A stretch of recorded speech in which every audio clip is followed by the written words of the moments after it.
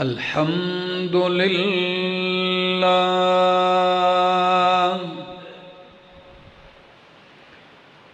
الحمد لله رب العالمين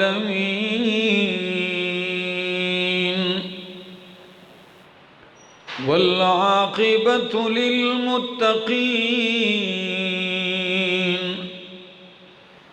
والصلاة والسلام على أشرف الأنبياء وإمام المرسلين وعلى آله وأصحابه أجمعين.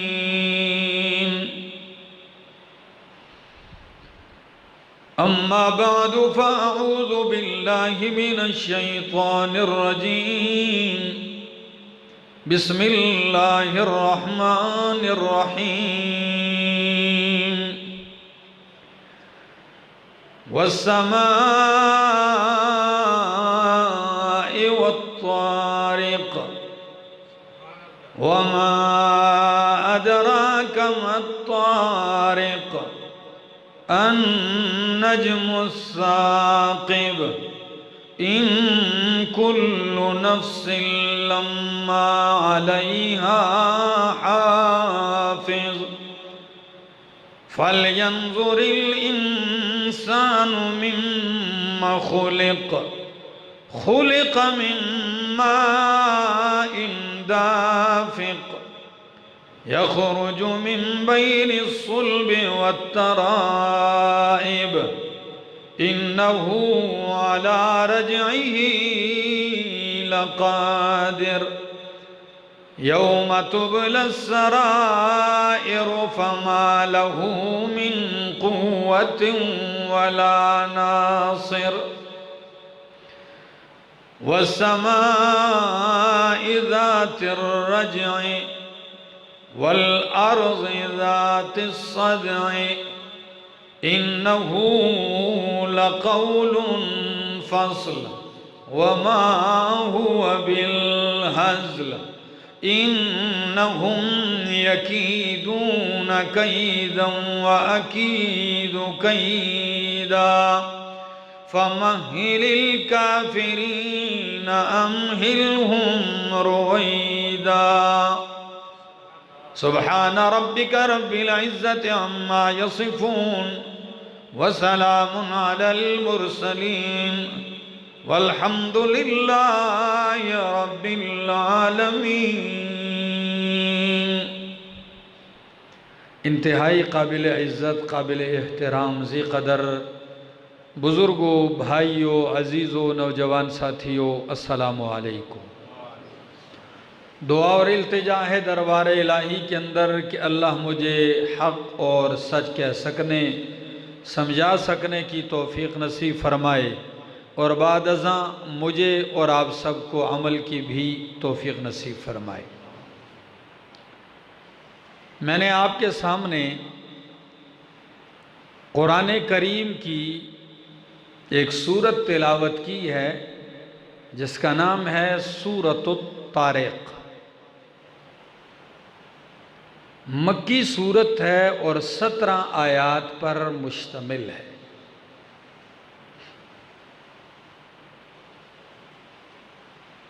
ہمارے ہاں ایک طریقہ کار ہوتا ہے قرآن کریم کی سورتیں سمجھنے کا اور سمجھانے کا. وہ یہ کہ ہر سورت سے پہلے یہ چیزیں ہم ضرور بیان کرتے ہیں کہ سورت کا دعویٰ کیا ہے. ہر سورت میں اللہ ایک دعویٰ ذکر کرتے ہیں جسے مضمون سورت کہا جاتا ہے، مرکزی مضمون.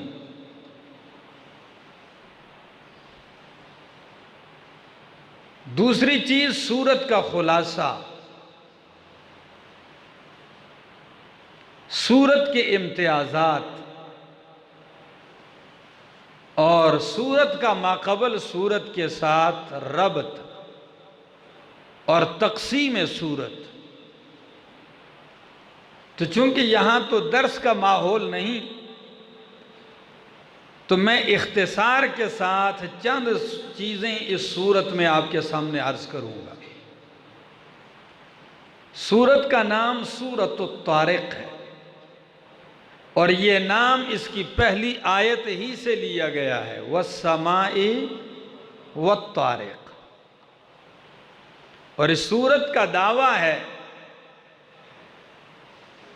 تسلی یہ پیغمبر نبی کریم صلی اللہ علیہ وسلم کو تسلی ہے، اور ساتھ یہ بھی فرمایا کہ میرے پیغمبر آپ تسلی رکھیں، ان کافروں پہ عذاب ضرور نازل ہوگا،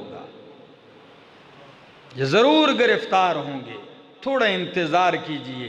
تو تسلی بھی ہے، اور کافروں کے لیے زجر اور وعید اور ڈراوا بھی ہے کہ عذاب آئے گا.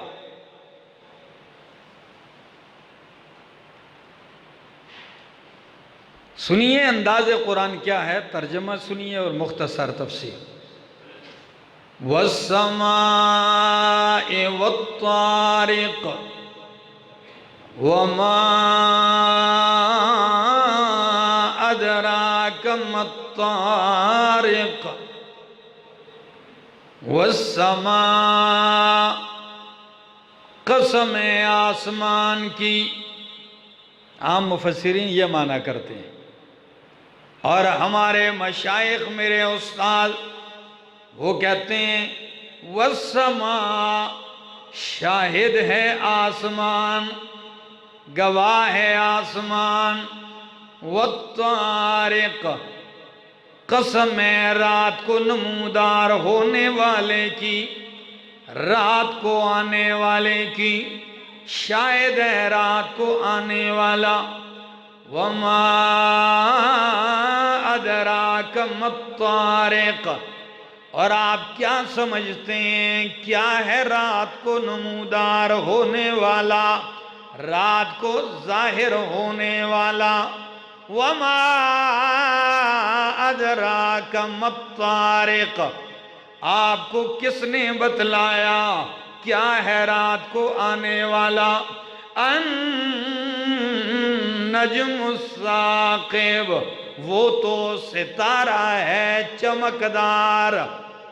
ان کل نفس لما علیہا حافظ، ان کل نفس، نہیں ہے کوئی نفس، نہیں ہے کوئی نفس، لما مگر علیہا حافظ، اس پہ نگران مقرر ہے، اس پہ پہرےدار ہے.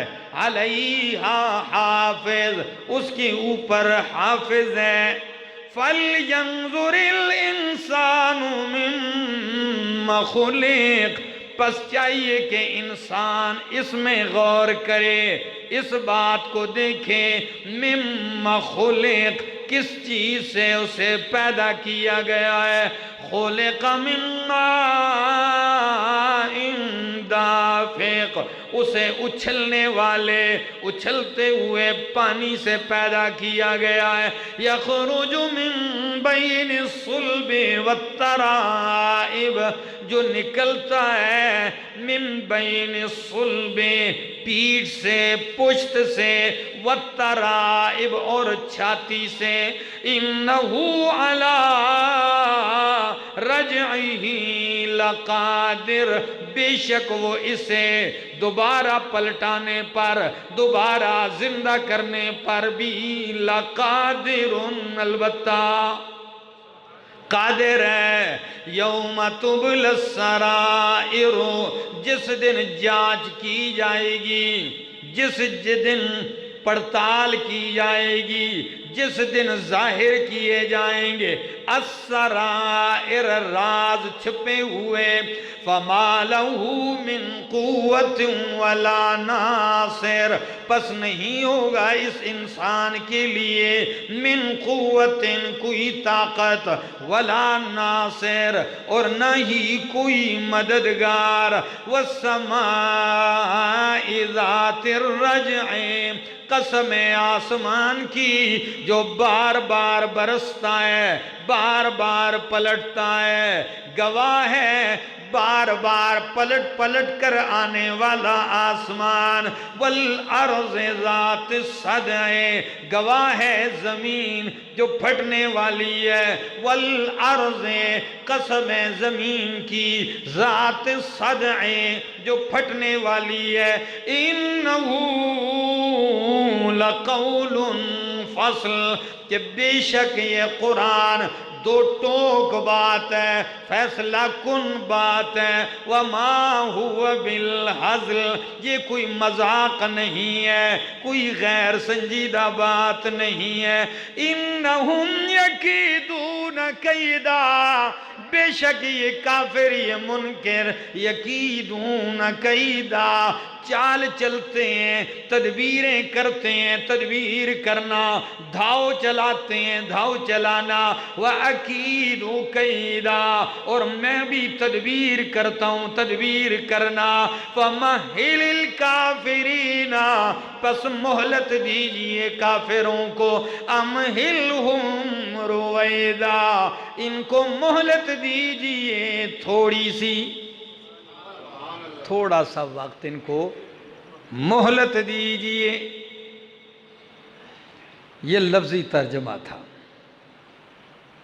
ماقبل صورت کے ساتھ بہت ساری وجوہات کے اندر ربط ہے کہ اس صورت کا آغاز بھی اللہ نے کیا ہے وَالسَّمَاءِ ذَاتِ الْبُرُوجِ اور اس صورت کا آغاز وَالسَّمَاءِ وَالطَّارِقِ وہاں بھی آسمان کو شاہد بطور شاہد پیش کیا یہاں بھی آسمان کو بطور شاہد پیش کیا جا رہا ہے اور وہاں اس سورۃ الطارق سورۃ البروج میں ایک لفظ ارشاد فرمایا وہ کیا تھا فرمایا واللہ من ورائہم محیط اللہ ان سب کو احاطہ کرنے والا ہے ان سب کو گھیرنے والا ہے کوئی اللہ کے گھیرے سے باہر نہیں ہے اللہ نے سب کو گھیرا ہوا ہے اور اس صورت میں فرمایا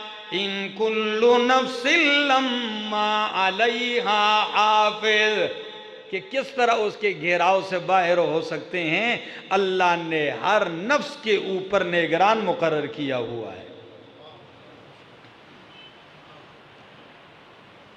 والسماء والطارق قسم آسمان کی والطارق قسم رات کو آنے والے کی توجہ چاہوں گا دو قسمیں ہیں قسم ہے آسمان کی قسم ہے رات کو آنے والے کی پھر خود ہی فرمایا وما ادراک ما الطارق آپ کیا سمجھتے ہیں کہ رات کو نمودار ہونے والا ظاہر ہونے والا کیا ہے یہ انداز قرآن تب اپناتا ہے جب کسی چیز کی عظمت کا ارادہ ہو اس کی شان اور عظمت کو بیان کرنا ہو فرمایا آپ کو کیا معلوم ما الطارق رات کو ظاہر ہونے والا کیا ہے خود ہی بتایا النجم الثاقب چمکدار ستارے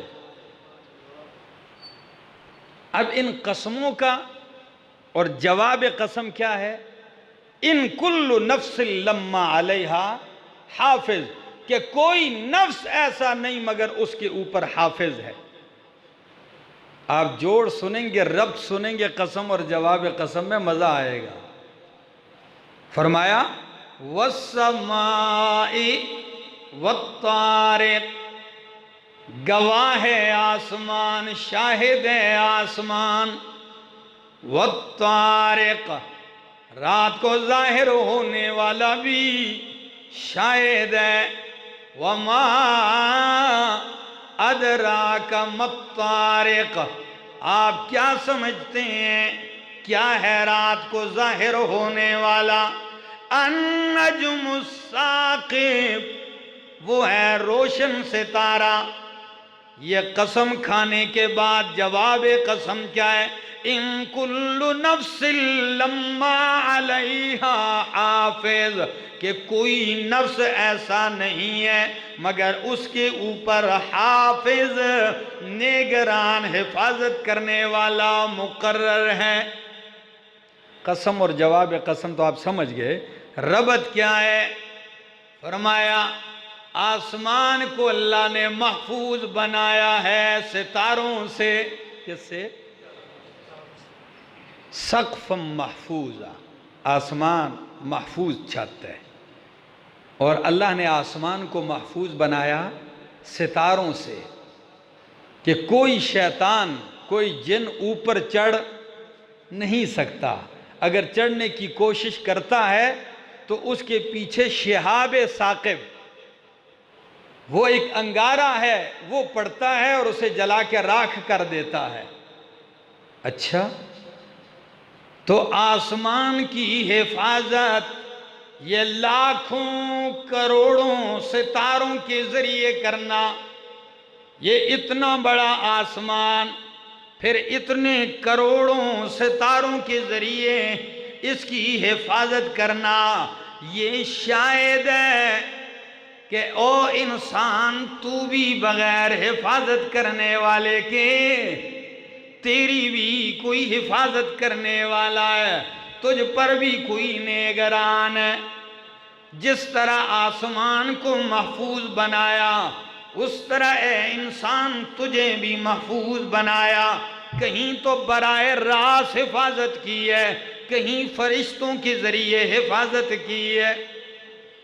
براہ راست حفاظت قرآن خود کہتا ہے سورۃ یوسف کے اندر، واللہ خیر حافظا، واللہ خیر حافظا، اللہ بہترین حفاظت کرنے والا ہے، وَهُوَ أَرْحَمُ الراحمین۔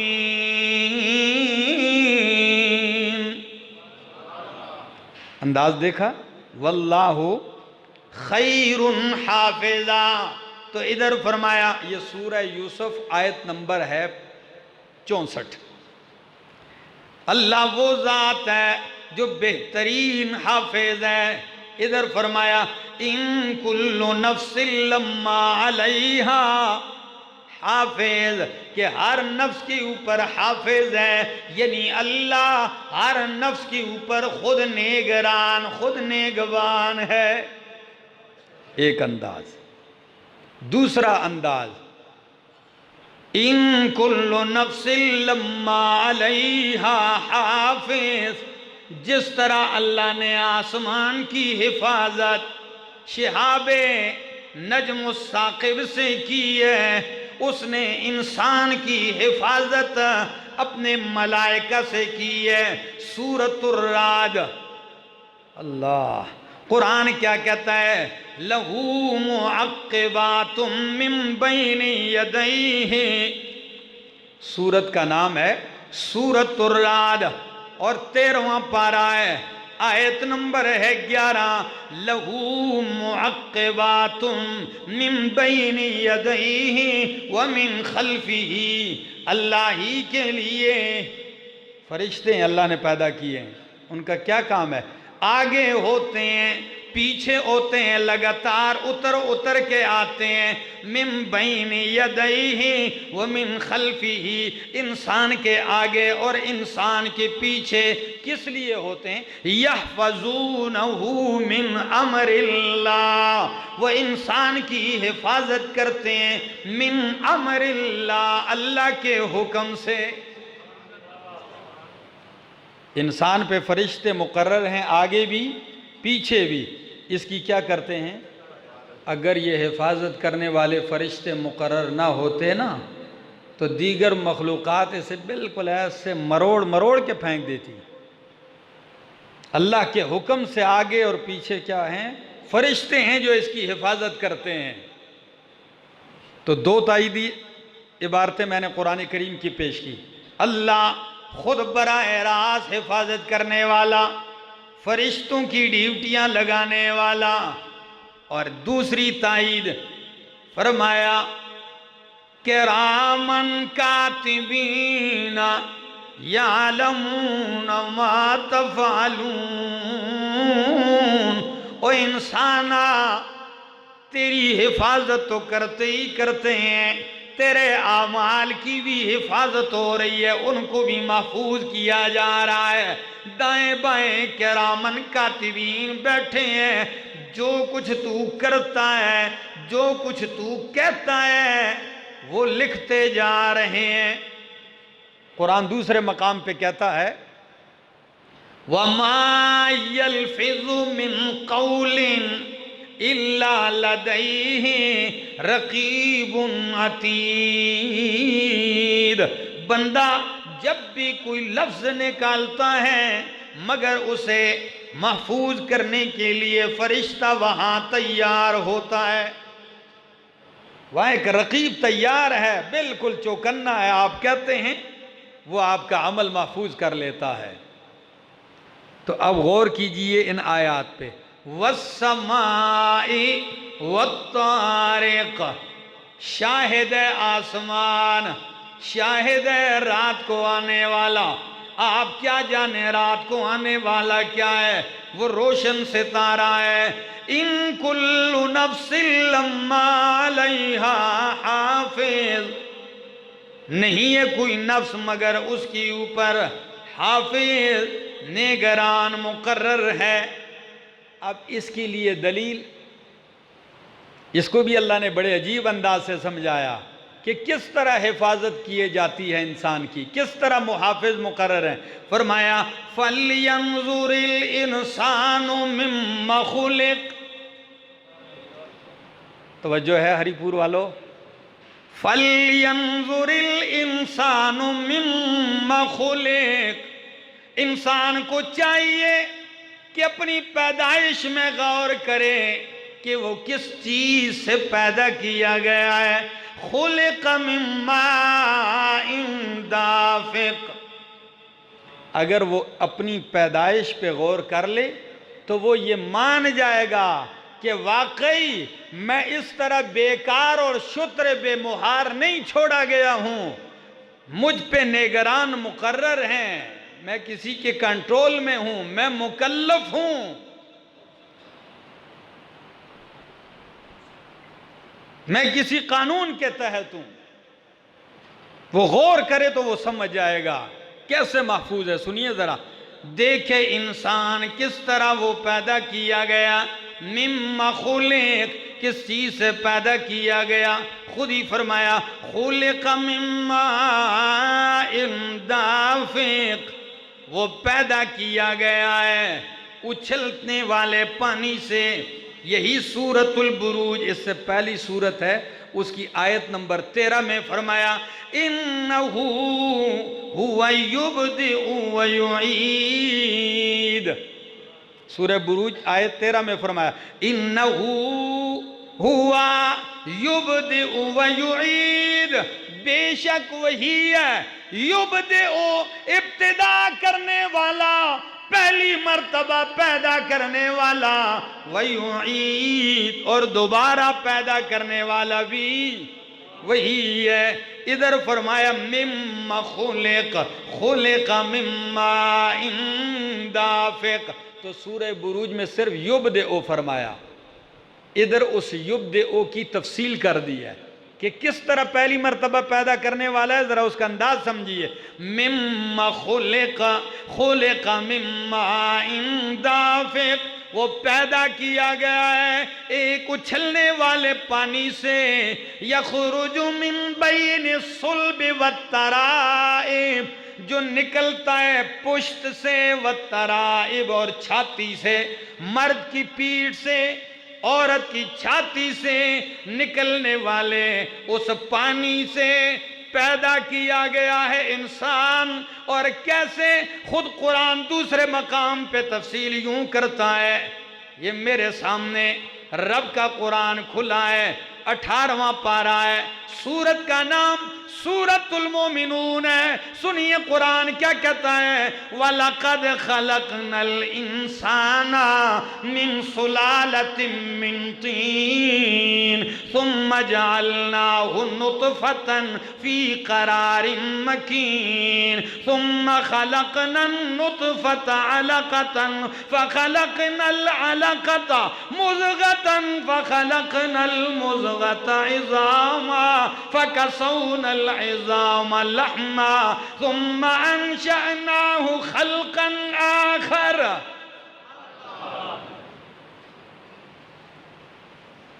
قرآن ایسے سمجھاتا ہے، 14 طبق روشن کر کے رکھ دیے۔ فرمایا کس سے پیدا ہے؟ پانی سے، جو مرد کی پیٹھ عورت کی چھاتی سے نکلتا ہے۔ اور کیسے پیدا ہوا اس سے؟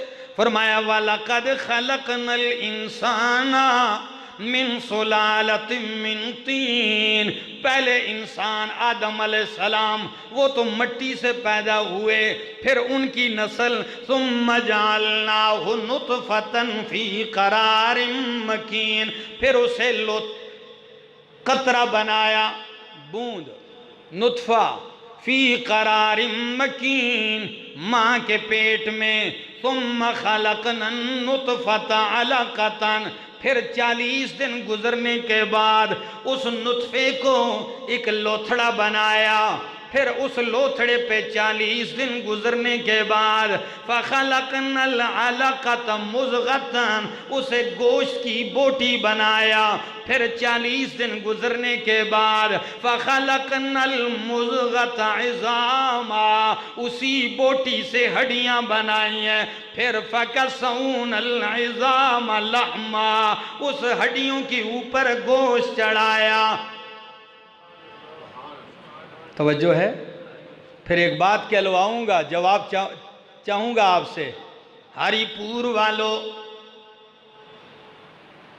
نطفے کو پیٹ میں رکھنے والا اللہ، اسے علقہ لوتھڑا بنانے والا، لوتھڑے کو بوٹی بنانے والا اللہ ہے، اور بوٹی کو سے ہڈیاں بنانے والا اللہ ہے، ہڈیوں پہ گوشت چڑھانے والا اللہ ہے۔ پھر کچھ عرصے کے بعد اسے ثم انشأناه خلقا آخر، پھر بہترین انسان بنانے والا۔ جب یہ سارے کام کرنے والا اللہ، تو پھر مان جا فتبارک اللہ، برکتیں دینے والا بھی اللہ، پھر برکتیں کسی اور سے جا کے کیوں مانگتا ہے؟ فتبارک اللہ احسن الخالقین۔ اللہ اکبر۔ تو سورۃ طارق میں فرمایا یخرج من بین الصلب والترائب، او انسان، نطفے کو محفوظ کرنے والا، پھر لوتھڑے کو محفوظ کرنے والا، پھر اسے بوٹی بنا کے محفوظ کرنے والا، پھر اسے ہڈیاں بنا کے محفوظ کرنے والا، پھر اس کے اوپر گوشت چڑھا کے محفوظ کرنے والا۔ یہ ساری چیزیں بتاتی ہیں تو بغیر حفاظت کے کہیں بھی رہ سکتا۔ تو جب قطرہ تھا تو تب بھی محفوظ تھا، لوتھڑا بنا تو محفوظ، بوٹی بنا تو محفوظ، اب جب اتنا بڑا کامل انسان بن گیا، اب کس طرح غیر محفوظ؟ اب کس طرح کسی نگرانی کے بغیر چل رہا ہے کہ کوئی تجھے پوچھنے والا ہی نہ ہو؟ اور سورۃ المومنون جو میں نے آیت پڑھی، اس کے آخر میں تخلیق ذکر کی کہ قطرہ، لوتھڑا، بوٹی، ہڈیاں، کامل انسان پیدا کیا، تو آخر میں فرمایا ثم انکم بعد ذالک لمیتون، پھر اس کے بعد تم سارے مر جاؤ گے۔ لمیتون، کیا ہو جاؤ گے؟ سارے مر جاؤ گے۔ پھر کیا ہوگا؟ ثم انکم یوم القیامت تبعثون، پھر تم قیامت والے دن زندہ کر کے اٹھائے جاؤ گے۔ کتنے اختصار کے ساتھ سارا فلسفہ رکھ دیا سامنے۔ تو ادھر اختصار کے ساتھ کیا انداز اپنایا؟ ادھر فرمایا مر جاؤ گے پھر اٹھائے جاؤ گے، ادھر انداز یوں بنایا، فرمایا انہو علی رجعہ لقادر۔ او انسانا جو پانی کے قطرے کے اوپر مصوری کر کے، تصویر کشی کر کے، کاریگری کر کے ایک کامل انسان بنا سکتا ہے، تو انسان کے مر جانے کے بعد اسے دوبارہ زندہ کرنا اس کے لیے کیا مشکل ہے؟ مشرکین کی کھوپڑی میں یہ بات نہیں آ رہی تھی کہ مر جائیں، مٹی میں مٹی ہو جائیں، گل جائیں، سڑ جائیں، خراب ہو جائیں، ریزہ ریزہ ہو جائیں، پھر کس طرح زندہ کیے جائیں گے؟ آج بھی کئی لوگوں کے ذہن میں سوال آتا ہے۔ تو اللہ فرماتے ہیں وہ سادہ انسان غور تو کرنا، کوئی ماڈل نہیں تھا، کوئی نقشہ نہیں تھا، کچھ بھی نہیں تھا، ایک حقیر پانی پہ میں نے اپنی کرشمہ کاری دکھا کے اتنا کامل انسان بنانا میرے لیے مشکل نہیں تھا۔ اب وہی انسان مر گیا تو اس کو دوبارہ زندہ کرنا مشکل ہو جائے گا۔ اتنی چیزیں مانتے ہو تو یہ بھی مان لو۔ اور ایک بات اور بھی کہہ دوں کہ دنیا میں آپ اپنی مرضی سے آئے ہیں، یہ مومن کافر سارے ہی مانتے ہیں۔ آیا اپنی مرضی سے انسان، اور جب جائے گا مرتا ہے تو اپنی مرضی سے مرتا ہے، یہ بھی مومن کافر سارے مانتے ہیں۔ بس تین باتوں کے اندر مقصد کی بات کیا کہ آگے بڑھ جاؤں گا۔ آئے ہو اپنی مرضی نہیں تھی، اپنی مرضی سے نہیں آئے، اور جا رہے ہیں تو تب بھی اپنی مرضی سے نہیں۔ کوئی یہ نہیں کہہ سکتا او جی ابھی تو میرا پردادا زندہ ہے تو میں کیسے مر جاؤں، ابھی تو میرے والد صاحب ٹھیک ٹھاک ہے تو میں کیسے مر جاؤں۔ والد ٹھیک ہوتا ہے بیٹا مر جاتا ہے، ابھی تو میں نے بہت کچھ کرنا ہے کیسے مر جاؤں۔ نہیں، مرتا بھی اپنی مرضی سے نہیں، آتا بھی اپنی مرضی سے نہیں۔ جب ان دو قاعدے اور کلیات کو تم نے مان لیا تو درمیان کی بات بھی مان جاؤ کہ یہاں رہے گا بھی اپنی مرضی سے نہیں، یہاں زندگی بھی گزارے گا تو اپنی مرضی سے۔ اور یہی فلسفہ ہے شریعت کا، یہی فلسفہ ہے۔ آیا اپنی مرضی سے نہیں، جائے گا مرضی سے نہیں، تو یہاں 50-60 سال رہے گا اپنی مرضی سے کیسے؟ یہاں بھی کسی قانون کے تحت رہے گا، اور وہی ہے دین۔ فرمایا انہو علی رجعہ لقادر۔ اور قرآن کبھی کبھی تخلیق کی یوں بھی تذکرے کرتا ہے، هو الذی یصورکم فی الارحام کیف یشاء۔ اللہ وہ ذات ہے یصورکم جو تمہیں تصویریں دیتا ہے، جو تمہاری تصویریں بناتا ہے، صورتیں بناتا ہے، فی الارحام ماں کے پیٹ میں، کیف یشاء جیسے چاہتا ہے۔ قرآن تیسرے مقام پہ کہتا ہے یخلقکم فی بطون امہاتکم خلقا من بعد خلق فی ظلمات ثلاث۔ وہی ذات ہے جو تمہیں ماں کے پیٹ کے اندر ایک تخلیق کے بعد، ایک مرحلے کے بعد دوسرے میں، دوسرے کے بعد تیسرے میں، تیسرے کے بعد چوتھے میں بناتا ہے، اور بناتا بھی روشنی میں نہیں، فی ظلمات ثلاث، 3 اندھیروں کے اندر۔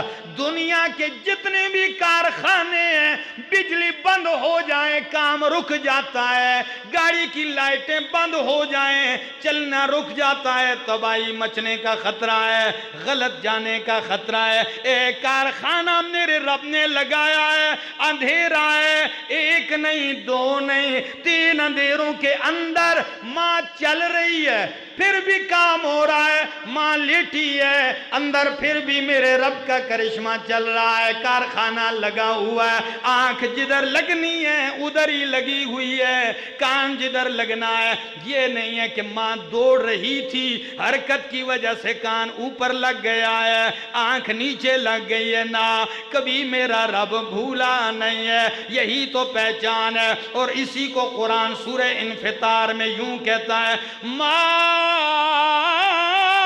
غرک بربک الکریم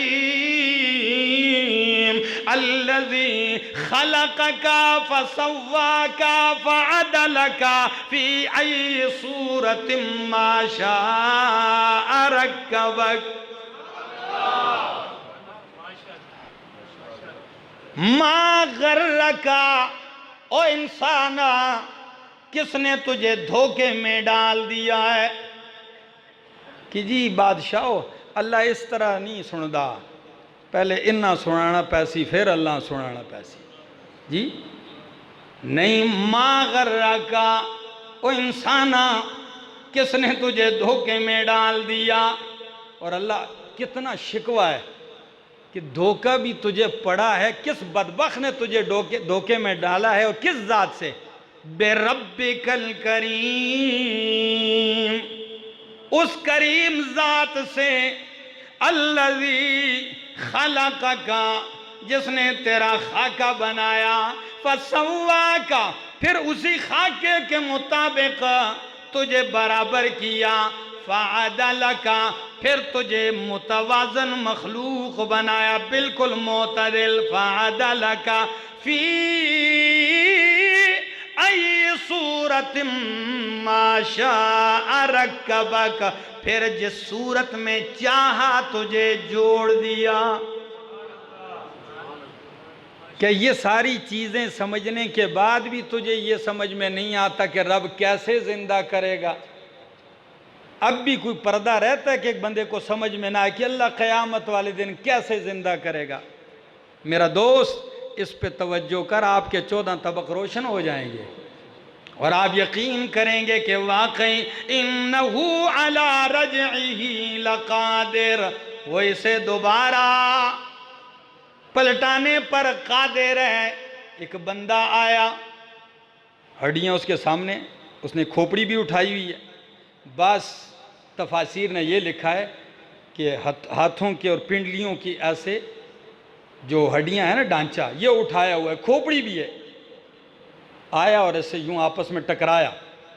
جب وہ کھوپڑیوں کو ٹکرایا تو وہ تو ہڈیاں تھیں، بوسیدہ چور چور ہو کے وہ نیچے گر گئیں، تو کہتا ہے من یحیی العظام وہی رمیم، من یحیی العظام وہی رمیم، کون زندہ کرے گا ان ہڈیوں کو؟ وہی رمیم، درا حال کہ یہ بوسیدہ رمیم چور چور ہو چکی ہیں۔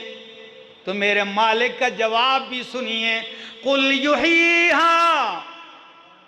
یحییہا الذی انشأہا اول مرہ، میرے پیغمبر کہہ دیجئے وہی ذات زندہ کرے گا جس نے اسے پہلی دفعہ زندہ کیا تھا، جس نے پہلی مرتبہ بنایا وہی زندہ کرے گا۔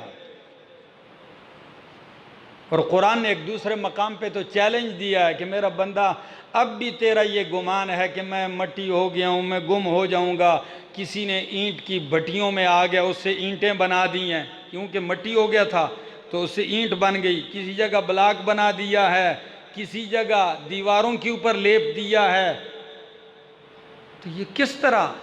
تو میرے مالک نے چیلنج دیا، فرمایا قُلْ كُونُوا حجارتن او حدیدا، لوہے بن جاؤ یا پتھر بن جاؤ، اللہ پھر بھی تمہیں لائے گا۔ اگر تم لوہے اور پتھر بھی بن جاؤ اللہ پھر بھی تمہیں لائے گا، آؤ گے۔ آپ نے کبھی غور کیا ہے ہری پور والوں؟ اسی مہینے کو دیکھ لو، سردی کے مہینے گزرتے ہیں، پہاڑوں پر کھیتوں میں بنوں کے اوپر کچھ بھی نظر نہیں آتا، مٹی مٹی کچھ بھی نہیں ہوتا، لیکن جب وہ مدت پوری ہوتی ہے اگنے کی، وہی کانٹے، وہی جھاڑیاں، وہی بوٹے پھر ہرے بھرے ہو کے اوپر آ جاتے ہیں، پھر موسم جب آتا ہے پھر ختم ہو جاتے ہیں۔ آپ دن رات شب و روز یہ مشاہدہ کرتے ہو کہ جن جھاڑیوں کو وہ نیست و نابود کر کے خاک بنا دیتا ہے اور سال گزرنے 6 مہینے کے بعد پھر اسی کھیتی سے نکال دیتا ہے، اگر یہ مشکل نہیں تو انسان تیرا پیدا کرنا کیا مشکل ہے؟ یہ نظارے تو تو شب و روز کرتا ہے، صرف اپنا دماغ استعمال کر ذرا۔ تو فرمایا یوم تبلی السرائر، اس دن جس دن راز کھولے جائیں گے، تبلی السرائر، قیامت کے دن کیا کھلیں گے؟ راز کھلیں گے۔ آج بہت راز ایسے ہیں کہ دنیا اس پہ 2 ملک لڑ رہے ہیں، ایک کہتا ہے یوں ہوا ہے، دوسرا ملک کہتا ہے یوں ہوا ہے۔ ایسے ایسے قتل پڑے ہوئے ہیں کہ زمانے گزر چکے ہیں، قاتل کا کوئی پتہ نہیں۔ لوگ کہتے ہیں فلاں جگہ کچھ ہوا ہے، معمہ ہے۔ یہ راز ہیں۔ اللہ نے فرمایا فکر نہ کرو، یوم تبلی السرائر، ایک ایسا دن ہے جس دن سارے راز کھلیں گے، دلوں کے راز، عقیدوں کے راز، نیتوں کے راز، دلوں میں جو کچھ بھی ہے یہ سارا کھلے گا۔ قرآن کہتا ہے وَحُصِّلَ مَا فِي الصُّدُورِ، جو کچھ سینوں میں ہے حُصِّلَ، سامنے کر دیا جائے گا، کوئی راز مخفی نہیں رہے گا۔ مولانا انور شاہ کشمیری رحمہ اللہ، محدث کبیر، ایک عجیب بات لکھتے ہیں فیض الباری میں۔ وہ کہتے ہیں کہ قیامت کے اندر جہاں اور راز کھلیں گے، تو وہ علم کے چونکہ بہت زیادہ حریص تھے، علم سے محبت کرنے والے، تو کہنے لگے قیامت کا ایک مزہ یہ بھی ہے کہ بہت سارے چھپے ہوئے راز اس دن، کہ بڑے بڑے لوگوں کو کچھ نہ کچھ ایسے راز ہیں کہ ہر بندے کو انتظار ہے۔ سینکڑوں چیزیں ایسی ہیں میری زندگی میں گزری ہیں کہ میرا ایک ارمان ہے، میں کہتا ہوں کاش مجھے پتہ چل جائے کہ یہ کیا ہوا ہے۔ تو بہت سارے ایسے راز ہیں۔ تو وہ فرماتے ہیں ایک راز یہ بھی ہے کہ یہ حروف مقطعات جو ہیں، کیا آج تک مفسرین، محدثین، علماء، فقہاء، اولیاء جب الف لام میم کاف ہا یا عین صاد طا سین یا سین حامیم نون قاف، یہ حروف آج تک اس کے معنی کو کوئی سمجھ؟ تو حضرت شاہ صاحب فرماتے ہیں یہ بھی ایک راز ہے، یہ بھی اس دن کھلے گا کہ اللہ کی مراد اس سے کیا ہے، یہ بھی ایک راز ہے۔ تو یوم تبلی السرائر، اس دن راز کھلیں گے۔ اللہ جس دن تو راز کھولے گا، پردے ہٹائے گا، اللہ اس دن ہمیں رسوا نہ کر، اللہ ہمیں رسوائی سے محفوظ۔ علامہ اقبال نے تو تبھی کہا نا کہ الہی تو غنی از ہر دو عالم من فقیر، الہی تو غنی از ہر دو عالم من فقیر، عذر ہائے روز محشر عذر ہائے من پذیر۔ اللہ تو دونوں جہانوں سے بے پرواہ ہے، غنی ہے، میں فقیر ہوں، میری التجا ہے، روز محشر عذر ہائے من پذیر، قیامت والے دن میرے عذر قبول فرما، میرا حساب نہ لے اللہ۔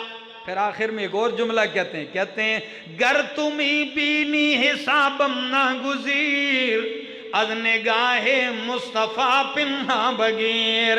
اللہ اگر تو لازمی حساب لینا ہی چاہتا ہے تو لے لے، پر میری التجا ہے کہ مصطفیٰ کی نظروں سے چھپا کے میرا حساب لے۔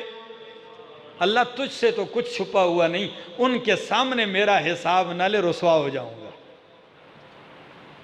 تو یوم تبل السرائر، جس دن راز کھولے جائیں گے، فما لہو، اور تو آپ کہیں گے خیر ہے نا، ہم تو عدالت میں کوئی فائل کھلنے سے پہلے ہی ریڈر کو یا وہاں جو نائب بیٹھا ہوتا ہے اس کو پیسے شیسے دے کے آپ کہتے ہیں فائل نیچے کر دو، کم از کم چلو سال ڈیڑھ ایسے گزر جائے گا، پھر جب اس کا نمبر اوپر ہونے کو آتا ہے کہتے ہیں چلو اس کو پھر نیچے دبا دو۔ تو کئی تو ایسے بھی ہیں، یہاں ایک بابا تھا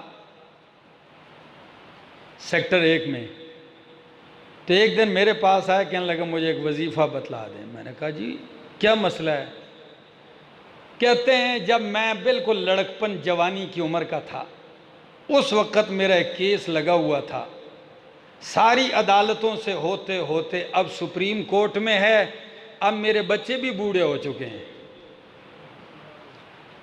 تو میں بوڑھا ہوں، اب میں تو مرنے کی تیاری کر رہا ہوں، تو آپ ایسا کریں کہ اس کا فیصلہ ہو جائے۔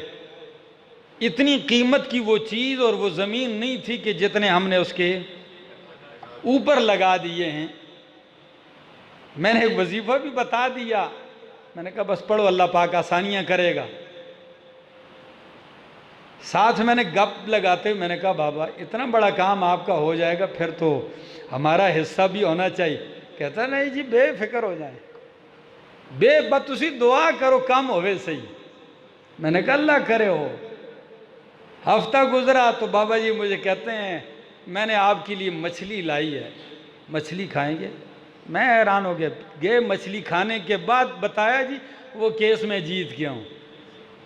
میں نے ماتھے پہ ہاتھ مار کے کہا، میں نے کہا بابا بڑے سیانے ہو، 40-50 سال رگڑا کھانے کے بعد آپ کی جان چھوٹی ہے تو آپ نے اپنی جان صرف مچھلی پہ چھڑا دی ہے۔ تو دنیا میں تو ایسے بھی ہوتا ہے، لیکن اللہ فرماتے ہیں جس دن میری عدالت میں راز کھلیں گے کیس نا، تو فَمَا لَهُ مِن قُوَّةٍ، کسی میں تڑ نہیں ہوگی، کسی میں طاقت نہیں ہوگی، کسی میں قوت نہیں ہوگی کہ اللہ میرا فائل بند کر دیجئے، میرا کیس لپیٹ دیجئے، کسی میں طاقت نہیں ہوگی۔ اچھا آپ کہیں چلو میرے پاس طاقت نہیں ہے، پر مرشد جی کام کر جائیں گے۔ فرمایا وَلَا نَاصِرْ، فَمَا لَهُ مِن قُوَّةٍ، نہ اپنی طاقت سے چھڑا سکے گا، وَلَا نَاصِرْ، نہ ہی کوئی مددگار ہوگا۔ دونوں باتیں ہیں، نہ اپنی طاقت سے بچ سکے گا اور نہ ہی کوئی مددگار ہوگا اس کے لیے۔ وَالسَّمَاءِ ذَاتِ الرَّجْعِ وَالْأَرْضِ ذَاتِ الصَّدْعِ إِنَّهُ لَقَوْلٌ فَصْلٌ، قسم ہے بار بار برسنے والے آسمان کی، ذات الرجع، رجع رجوع سے ہے، یعنی آسمان بار بار برساتا ہے، بارش برستی ہے آسمان سے۔ وَالسَّمَاءِ ذَاتِ الرَّجْعِ وَالْأَرْضِ ذَاتِ الصَّدْعِ، قسم ہے زمین کی جو پھٹنے والی ہے۔ ہری پور والو، جب آسمان پلٹ پلٹ کے برستا ہے تو زمین پلٹ پلٹ کے پھٹتی ہے اور پانی اندر لے کے جاتی ہے۔ آسمان برستا ہے اور زمین پھٹتی ہے، زمین کے مسام کھلتے ہیں، پانی اندر جذب ہو جاتا ہے۔ فرمایا اِنَّهُ لَقَوْلٌ فَصْلٌ، بے شک یہ قرآن لَقَوْلٌ فَصْلٌ، کیا ہے؟ فیصلہ کن قول ہے، قول فصل، دو ٹوک۔ فصل کا معنی کر دیا کہ جو فیصلہ قرآن نے کر دیا ہے اب دنیا کی کوئی عدالت اسے چیلنج یہی ہے وہ قول فیصل۔ اِنَّهُ لَقَوْلٌ فَصْلٌ وَمَا هُوَ بِالْهَزْلِ، یہ کوئی مذاق نہیں ہے، غیر سنجیدہ بات نہیں ہے، یہ متانت سے بھری ہوئی بات ہے اور فیصلہ کن بات ہے۔ کون ہے جو قرآن کو لقول فصل مان کے قرآن کے عقیدے کے مقابلے میں عقیدہ پیش کرتا ہے؟ آج بھی ایسے لوگ ہیں، قرآن کے فیصلے کو ٹالنا ان کے لیے آسان ہے، لیکن اپنے کسی بڑے کی بات کو ٹالنا ان کے لیے مشکل ہے۔ قرآن کی بات کو رد کرنا آسان ہے، لیکن اخبار کی رپورٹ کو رد کرنا ان کے لیے مشکل ہوتا ہے۔ یہ حقیقت قرآن سمجھے نہیں۔ اِنَّهُ لَقَوْلٌ فَصْلٌ وَمَا هُوَ بِالْهَزْلِ اِنَّهُمْ يَكِيدُونَ كَيْدًا، بے شک یہ لوگ یکیدون کیدا، تدبیریں کر رہے ہیں۔ آج دیکھ لو، یہود ہیں، نصارہ ہیں، عالم کفر ہے، دہری ہیں، سارے لگے ہوئے ہیں یکیدون کیدا، تدبیریں کر رہے ہیں، تدبیر کرنا، لیکن اللہ فرماتے ہیں وَأَكِيدُ كَيْدًا، میں بھی تدبیر کر رہا ہوں۔ یہ آپ کو رسوا کرنے کی تدبیریں کر رہے ہیں، میں شان سے نواز رہا ہوں، وہ آپ کو نیچا دکھانے کی تدبیر کر رہے ہیں، میں ترقیاں دے رہا ہوں، وہ آپ کو مکے میں برداشت نہیں کرتے، میں نے آپ کو سدرۃ المنتہا تک پہنچا دیا ہے، وہ آپ کے پیچھے 2-4 کھڑے ہونے کو برداشت نہیں کرتے، میں نے آپ کے پیچھے 1.25 لاکھ نبیوں کو کھڑا کر دیا ہے۔ اِنَّهُمْ يَكِيدُونَ كَيْدًا وَأَكِيدُ كَيْدًا، وہ آپ کے قتل کی تدبیر کرتے ہیں، میں بچانے کی تدبیر کر رہا ہوں۔ اِنَّهُمْ يَكِيدُونَ كَيْدًا وَأَكِيدُ كَيْدًا، اور قرآن کہتا ہے اِنَّ كَيْدِي مَتِينٌ، تدبیر میری ہی مضبوط ہے، تم جتنی بھی تدبیریں کر لو تقدیر اس پہ کیا ہو جاتی ہے؟ غالب۔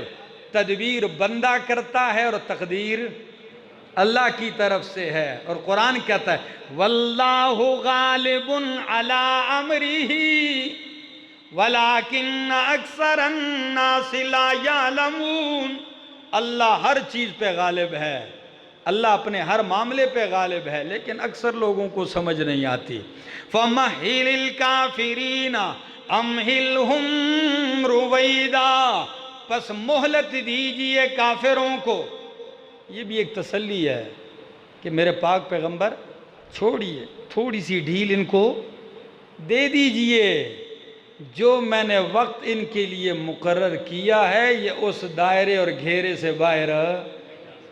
امہلہم رویدا، اور وہ بھی کچھ زیادہ نہیں، بس تھوڑا ہی یہ وقت ہے، زیادہ نہیں ہے۔ بڑے بڑے لوگ چلے جا چکے ہیں، کئی جا رہے ہیں، کئی اور چلے جائیں گے، سارا کچھ بچے گا کس کے پاس؟ اللہ کے پاس۔ اللہ سے دعا ہے اللہ عمل کرنے کی توفیق عطا